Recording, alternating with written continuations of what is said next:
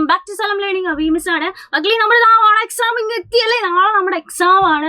So ഇത്തവണ നമ്മുടെ question paper മാറ്റുന്നുണ്ട്, നമ്മുടെ സിലബസ് മാറ്റുന്നുണ്ട്. അപ്പോൾ എങ്ങനെയായിരിക്കും ക്വസ്റ്റ്യൻ, പാടാണോ അതോ ടഫാണോ ഈസി ആണോ എന്നൊക്കെയുള്ള കാര്യം ഓർത്തിട്ട് മിസ്സിൻ്റെ കുട്ടികൾ ടെൻഷനിലായിരിക്കും. പക്ഷെ ആരും ടെൻഷൻ അടിക്കേണ്ട. ഈ ഒരു വീഡിയോയിൽ മിസ്സ് പറഞ്ഞു തരാൻ പോകുന്നത് എങ്ങനെയായിരിക്കും നമ്മുടെ ക്വസ്റ്റ്യൻ പാറ്റേൺ, അല്ലാന്നുണ്ടെങ്കിൽ മാറിയ പാറ്റേൺ അനുസരിച്ചുള്ള ക്വസ്റ്റ്യൻസ് എങ്ങനെയായിരിക്കും. അതുപോലെ തന്നെ എക്സാമിന് ഇമ്പോർട്ടൻ്റ് ആയിട്ടുള്ള ഒരു ക്വസ്റ്റ്യൻ നമ്മൾ എന്ത് ചെയ്യും, ഈ ഒരു വീഡിയോയിൽ ഡിസ്കസ് ചെയ്യും. അതുകൊണ്ട് തന്നെ ആദ്യം തൊട്ട് അവസാനം വരെ ഈ ഒരു വീഡിയോ നിങ്ങൾ സ്കിപ്പ് ചെയ്യാതെ കാണുക, ഇമ്പോർട്ടൻ്റ് ആണ്. അതുപോലെ തന്നെ നിങ്ങളുടെ ഫ്രണ്ട്സിലേക്കും ഇത് ഷെയർ ചെയ്ത് എത്തിച്ചു കൊടുക്കുക കേട്ടോ. സോ നമ്മുടെ എക്സാം ഇതുവരെ എങ്ങനെയായിരുന്നു ഉണ്ടായിരുന്നത്? നമുക്ക് 15 മിനിറ്റ് കോൾ ഓഫ് ടൈം ഉണ്ടായിരുന്നു, 2 മണിക്കൂർ പരീക്ഷയാണ്.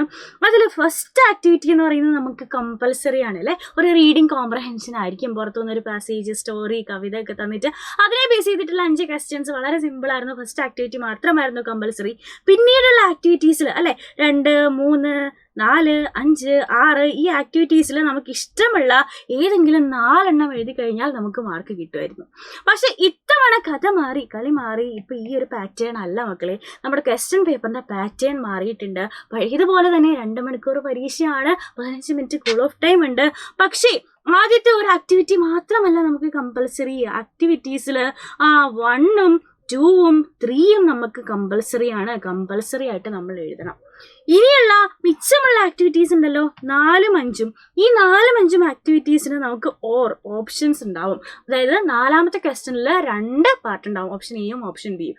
ഒരു ക്വസ്റ്റ്യൻ മേ ബി ഇപ്പോൾ ഒരു ഉദാഹരണം പറഞ്ഞാൽ നമുക്കൊരു ഡയറി എഴുതാനായിരിക്കും, അതിൻ്റെ ബി പാർട്ട് ചിലപ്പോൾ ഒരു കോൺവെർസേഷൻ എഴുതാനായിരിക്കും. അപ്പോൾ ഈ 2 എണ്ണത്തിൽ നമുക്ക് ഏറ്റവും കൂടുതൽ നന്നായിട്ട് എഴുതാൻ അറിയുന്ന ഏതാണോ അത് നമ്മൾ അറ്റൻഡ് ചെയ്താൽ മതി. അതുപോലെ തന്നെ 5ാമത്തതിലേക്ക് വരുമ്പോൾ അതിനും ഓപ്ഷൻ എയും ബിയും ഉണ്ടായിരിക്കും. അതിൽ ഏതാണോ നമുക്ക് ഏറ്റവും നന്നായിട്ട് എഴുതാൻ എന്ന് കോൺഫിഡൻസ് ഉള്ളത് അത് നമ്മൾ ആൻസർ ചെയ്താൽ മതി. അപ്പോൾ ഫസ്റ്റ് ആക്ടിവിറ്റി മാത്രമല്ല, ഇനി തൊട്ട് 3 ആക്ടിവിറ്റീസ്, ആദ്യത്തെ 3 ആക്ടിവിറ്റീസ് കമ്പൽസറി ആയിട്ട് മിസ്സിൻ്റെ കുട്ടികൾ എഴുതണം. പിന്നീടുള്ള 4, 5 ക്വസ്റ്റ്യൻസിൽ ഓപ്ഷൻസ് ഉണ്ടാവും. അതായത് 4ന് 2 ക്വസ്റ്റ്യൻ ഉണ്ടാവും, 5ന് 2 ക്വസ്റ്റ്യൻ ഉണ്ടാവും. അതിൽ ഏതെങ്കിലും ഓരോന്ന് വിധം, അതായത് 4-1, 5-1 നിങ്ങൾ എഴുതിയാൽ മതി. ഈ ഒരു പാറ്റേണിലായിരിക്കും ഇനിയുള്ള നമ്മുടെ ക്വസ്റ്റ്യൻ പേപ്പർ വരാൻ പോകുന്നത്. സോ അങ്ങനെയാണെന്നുണ്ടെങ്കിൽ നമുക്ക് എക്സാമിന് വരാൻ ചാൻസ് ഉള്ള ഒരു ഇമ്പോർട്ടൻ്റ് ആയിട്ടുള്ള ക്വസ്റ്റ്യൻ നോക്കാം അല്ലേ. നമ്മുടെ ഫസ്റ്റ് ചാപ്റ്ററിൽ ലിറ്റിൽ ഹാൻഡ്സ് ബിഗ് കറേജ് എന്ന് പറയുന്ന ഫസ്റ്റ് ചാപ്റ്ററിലെ ദിൽനയുടെ ചാപ്റ്റർ നമ്മൾ പഠിച്ചു അല്ലേ. ഈ ഒരു ക്വസ്റ്റ്യൻ നോക്കിക്കേ.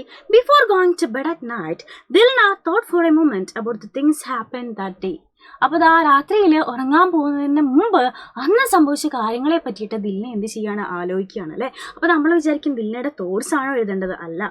അവളെ പറ്റി, അവളുടെ ഫാമിലിയെ പറ്റിയിട്ടും ദിൽന ഇങ്ങനെ ആലോചിക്കുകയാണ്.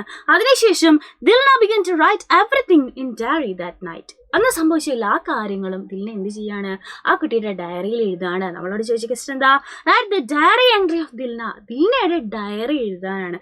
മക്കളെ ഡയറി എഴുതുന്നതിന് മുമ്പ് നമ്മൾ എന്ത് ചെയ്യണം, എന്താണ് ഡയറിയുടെ പാറ്റേൺ എന്ന് അറിഞ്ഞിരിക്കണം. അപ്പോൾ ഡയറിയിൽ ആദ്യം നമുക്ക് വേണ്ടത് എന്താണെടാ, ഡേയും അതുപോലെ തന്നെ ഡേറ്റും. ഒരു ഡയറിയിൽ ഡേറ്റും ഡേയുമാണ് ഏറ്റവും ഇമ്പോർട്ടൻ്റ് ആയിട്ട് ഫസ്റ്റ് നമ്മൾ മറക്കാതെ എഴുതേണ്ട കാര്യം. അതിനുശേഷം നമുക്ക് വേണമെന്നുണ്ടെങ്കിൽ ഡിയർ ഡയറി എന്ന് പറഞ്ഞിട്ട് സ്റ്റാർട്ട് ചെയ്യാം. ഡയറിയെ നമ്മൾ ഡിയർ ഡയറി എന്ന് പറഞ്ഞിട്ട് നമുക്ക് സ്റ്റാർട്ട് ചെയ്യാം. അതല്ലാന്നുണ്ടെങ്കിൽ ഒരിക്കലും മറക്കാൻ പറ്റാത്തൊരു ദിവസമായിരുന്നു, it was an unforgettable day എന്നൊക്കെ പറഞ്ഞിട്ട് നമുക്ക് സ്റ്റാർട്ട് ചെയ്യാം. അതിനുശേഷം നമുക്ക് പറയാനുള്ള കാര്യങ്ങൾ നമ്മൾ എന്ത് ചെയ്യുക, നമ്മളിതാ പാരഗ്രാഫായിട്ട് അല്ലെങ്കിൽ അന്ന് നടന്ന കാര്യങ്ങൾ, ദിൽനയുടെ ഫീലിങ്സ്, ദിൽനയുടെ ഹോപ്സ്, സംഭവിച്ച കാര്യങ്ങളൊക്കെ ഫസ്റ്റ് പേഴ്സൺ ലാംഗ്വേജിൽ എഴുതി കഴിഞ്ഞാൽ ഡയറിയായി. അപ്പോൾ ഡയറിയുടെ ഫോർമാറ്റ് എന്താണ് എന്ന് അടിപൊളിയായിട്ട് മനസ്സിലായിട്ടുണ്ടാവും അല്ലേ. ഇനി നമുക്ക് ഈ ഒരു ക്വസ്റ്റ്യൻ എങ്ങനെ ആൻസർ ചെയ്യണം എന്ന് നോക്കാം. നോക്കിക്കേടാ, ഫസ്റ്റ് തന്നെ എന്താണ്, ഡേറ്റ് വേണം, ഡിയർ ഡയറി എന്ന് പറഞ്ഞിട്ട് സ്റ്റാർട്ട് ചെയ്യാം. So today was both scary and amazing. ആ കുട്ടി പറയുകയാണ് ഇന്നത്തെ ദിവസം ഒരുപോലെ പേടിപ്പെടുത്തുന്നതും അതുപോലെ തന്നെ അമേസിങ് ആയിട്ടുള്ള അത്ഭുതകരമായിട്ടുള്ളൊരു ദിവസമായിരുന്നു. ഐസൊക്കെ ഞാൻ എന്ത് ചെയ്യാണ്, മഴ പെയ്യാൻ തുടങ്ങിയപ്പോൾ ഞങ്ങളിതാ പുറത്തുനിന്ന് കളിച്ചുകൊണ്ടിരിക്കുകയായിരുന്നു. ഞങ്ങളിതാ ഉള്ളിലേക്ക് കയറി. അപ്പോഴാണ് ഞങ്ങൾ ശ്രദ്ധിക്കുന്നത് അമ്മ എന്ത് ചെയ്യാണ്, V found mom on the floor. അമ്മ താഴെ വീണ് കിടക്കുകയാണ്. ഞങ്ങൾ വിളിച്ചിട്ട് എണീപ്പിക്കാൻ പറ്റുന്നില്ല. ഞാൻ ആദ്യം ഞാൻ ഒത്തിരി പേടിച്ചു അല്ലേ. I was scared but I remembered grandma's lesson to call 101. ആദ്യം പേടിച്ചെങ്കിലും പിന്നീടാണ് അമ്മൂമ്മ പഠിപ്പിച്ച ലെസൺ ഞാൻ ആ ഒരു പാഠം ഓർത്തത്. 101 വിളിച്ചു. ഞാൻ എൻ്റെ പേരും അഡ്രസ്സും പറഞ്ഞു. ഫയർ ഫൈറ്റേഴ്സ് വന്നിട്ട് അമ്മയെ ഹെൽപ്പ് ചെയ്തു, അമ്മയെ എണ്ണിപ്പിച്ചു. അതിനുശേഷം അവരെനിക്കിത് ആ ഫയർ സ്റ്റേഷനിൽ വിളിച്ചൊരു അവാർഡ് നൽകി. ഞാൻ ഇന്ന് സംഭവിച്ച കാര്യത്തിൽ സന്തോഷവതിയും അതുപോലെ തന്നെ പ്രൗഡുമാണ് എന്ന് പറഞ്ഞാൽ എനിക്ക് അഭിമാനമുണ്ട്. And mostly glad that mom is safe. മാത്രമല്ല അമ്മയുടെ ജീവൻ രക്ഷിക്കാൻ പറ്റിയതിൽ എനിക്ക് സന്തോഷവുമുണ്ട്. I will teach Isaac what I learned. ഞാൻ ഈ പഠിച്ച കാര്യങ്ങൾ എൻ്റെ അനിയനെയും പഠിപ്പിക്കും എന്ന് പറഞ്ഞിട്ട് ലവ് ദിൽന എന്ന് പറഞ്ഞിട്ട് ആ ഒരു ഡയറി എൻഡ് ചെയ്തിരിക്കുകയാണ്. അപ്പോൾ ഇതുപോലെ ഒരു ഡയറി നമ്മളോട് എക്സാമിന് ചോദിക്കാൻ ചാൻസ് ഉള്ള ഒരു ക്വസ്റ്റൻ ആണല്ലേ. അപ്പോൾ ഡയറി ചോദിച്ചാൽ എങ്ങനെ ആൻസർ ചെയ്യണം, എന്താണ് ഫോർമാറ്റ് എന്നൊക്കെ അടിപൊളിയായിട്ട് മനസ്സിലായിട്ടുണ്ടാവും. അപ്പോൾ ഇതുപോലെ തന്നെ ഡയറിയുടെ ഫോർമാറ്റിനെ പറ്റിയിട്ടും ബാക്കി എല്ലാ ആക്ടിവിറ്റീസിനെ പറ്റിയിട്ടും നമുക്ക് ഡീറ്റെയിൽഡ് ആയിട്ട് പഠിക്കാം. ഇന്ന് വൈകിട്ട് കൃത്യം 7 മണിക്ക് നമ്മുടെ സൈലത്തിൻ്റെ മെഗാ മാരത്തോണിൽ കുറേയധികം ക്വസ്റ്റൻസ് ആയിട്ട് ഞാൻ കാത്തിരിക്കുകയാണ്. അപ്പോൾ എല്ലാവരും എന്ത് ചെയ്യുക, കൃത്യം 7 മണിക്ക് തന്നെ ഫ്രണ്ട്സിനെ കൂട്ടിയിട്ട് എത്തുക. മാത്രമല്ല ഇതുപോലെയുള്ള കൂടുതൽ കാര്യങ്ങൾ ഓരോ ചാപ്റ്റർ വൈസ് ആയിട്ട് എക്സാമിൻ്റെ തലേന്നല്ലാണ്ട് ഡീറ്റെയിൽഡ് ആയിട്ട് അപ്പോൾ നമുക്ക് പഠിച്ചു പോകാനായിട്ട് നിൽക്കുക ഒരു മാർഗ്ഗമുണ്ട്. എന്താണെന്നറിയോ, നമ്മുടെ സൈലത്തിൻ്റെ പ്രാണാഭാഷ്. അപ്പോൾ പ്രാണാഭാഷിലേക്ക് ജോയിൻ ചെയ്യാൻ വേണ്ടിയിട്ട് നിങ്ങൾക്ക് താഴെ ഈ ഒരു സ്ക്രോളിൽ കാണുന്ന നമ്പറിൽ കോൺടാക്ട് ചെയ്ത് കഴിഞ്ഞാൽ ഈ ഒരു ബാച്ചിലേക്ക് ജോയിൻ ചെയ്യാം മക്കളെ. അപ്പോൾ ഈ ഒരു ബാച്ചിൽ നമുക്ക് ഓരോ ചാപ്റ്റർ വൈസ് ആയിട്ടുള്ള ക്വസ്റ്റ്യൻസും ഇതുപോലെയുള്ള ആക്ടിവിറ്റീസ് ഒക്കെ നമുക്ക് അവൈലബിൾ ആണ്.